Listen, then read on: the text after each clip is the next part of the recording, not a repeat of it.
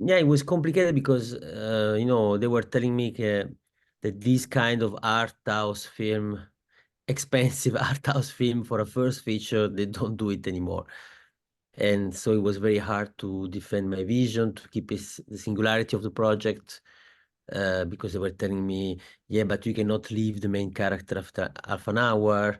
And to go to an African character, also this, 10 years ago also was a big discussion. And but I wanted like this, and also they tell me, oh, why you don't intertwine more the two stories? But this is becoming more and more like a language of TV series, so I didn't want to go into this.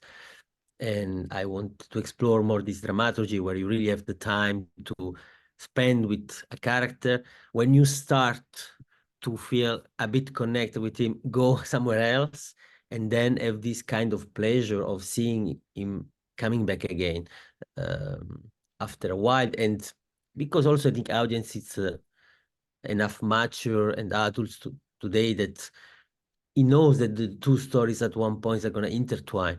You don't have to announce it in a too easy way. At Yeah, least is what I I. think that you don't need to patronize the audience. And now I'm going to let you know that they're going to blend. Yes, no, for me it's very important that I like cinema that give you space, that you can explore the image also, that is not bombarding you like treating you like a Pavlov dog, to tell what to feel each moment. Um, and so this was a bit some of the singularity of this Kobo that I had to defend for kind of expensive first feature. So at the end of those 10 years, where I changed also 3 producers, I managed to have 4 countries on the film. I apply and reapply to funding. I managed to have like 3 million something euro, which is almost the same in dollars. And actually, I was thinking, okay, it's a fine amount for a first feature. I'm gonna be able to do like a proper film. But actually, no line producer, no first assistant with a bit of experience wanted to make the film. Like everybody was saying, this is impossible. Like you need at least 1 million more, at least 10 days more of shooting. At the end, we did Disco Boy with 32 days, which is really nothing for people who knows about shooting. Yeah. So it was extremely exhausting and and hard. I lost 7 kilos during the shooting, which I took them back on editing, so it's fine. Let But me yeah, ask you, we but at the survived. end, I'm sorry, yeah, but you got the satisfaction and the recognition at the Berlin Film Festival, the Berlinale, that it must have been a great moment for you, no? No, absolutely. And also the film, is released in 35 countries. Um, and, it's very strong because in general, also the film I like, there are film who polarize a lot audience, no?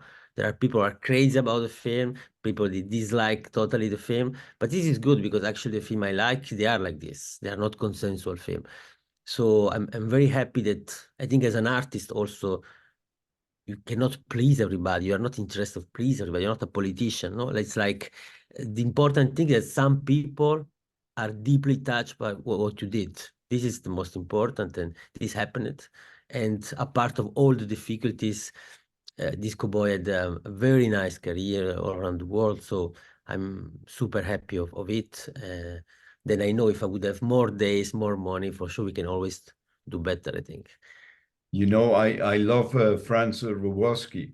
I follow him. If he has a film, I go and see it regardless of the film. But I think he's amazing. What do you think he brought into Disco Boy?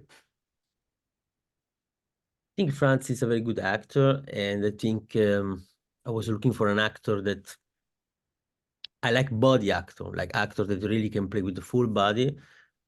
And I think Franz is kind of instrument of precision, so you can really work as a sculpture with him. Work on many details, how the character is gonna walk, how he's gonna sit, how he's gonna drink, and uh, and yes, I think great actors are very good to execute very precisely what are you asking to them, at least in my vision, in the way I direct actors. And then they can invent a gesture, a little gesture sometimes that give the life to the character, give a three-dimensionality to the character. And for me, like the most beautiful moment of acting of Rogowski is the way he drinks the Bordeaux. It's this very little scene, very simple scene, but it gave you like this, from a small thing, a huge moment of empathy with the character. And I don't like easy empathy with the character, so I like that the character keep a certain opacity, that is a mysterious character, but then you have this moment that you really fond of him, I think. In the film, Giacomo, you extrapolate a European adventure and an African adventure. How different are they within the story? Do you think both characters are looking for the same, for freedom and happiness, or their dreams come through, or? Yeah, they have absolutely some common points. They're a bit like yin and yang somehow. It's uh, like both. I think they're not resigned to their life. Like they still keeping imagining their life, and it's what I think is the common thing. And Rogowski, who plays Aleksei, is a Say, character who goes through the Foreign Legion. He's looking for a new life, a new passport. So it's more in Aleksei personal uh, way of changing his life. But at the same time, we feel how much he was connected to his friend. Um, Somehow the empathy he could have with Jomo after he killed him. And on the other side, you have Jomo, which is more in a struggle for his community, for his village. But the same is like he's not resigned to the situation, to the status quo. He tried to fight, but he's more bringing a collective, let's say, fight. But yeah, I wanted to also cross some two different wars, like the east of Europe and Africa, which are rarely put in contact. And yeah, I think the film resonates about the question of post-colonialism, how Western countries use the privilege of a passport also to exploit immigration, even on the limit of the legal and illegal. No, sometimes they use the status of illegality for the foreign people to exploit the for their work. benefit, right? For their own benefit. Yeah. I mean, yeah, they use people undocumented or people without documents to exploit them and use them to defend their own country. Like he's defending France without even having a French passport. No? It's like Yeah. the typical capitalistic, I think. Yes, and you know, it's interesting, like before we were condemning a lot, and we still do, like regime who don't allow the people to move freely out of the country, no? Yeah. Especially in communist country. But at the same time, we did the same. Like when they finally they could move, we didn't want them. We block everything.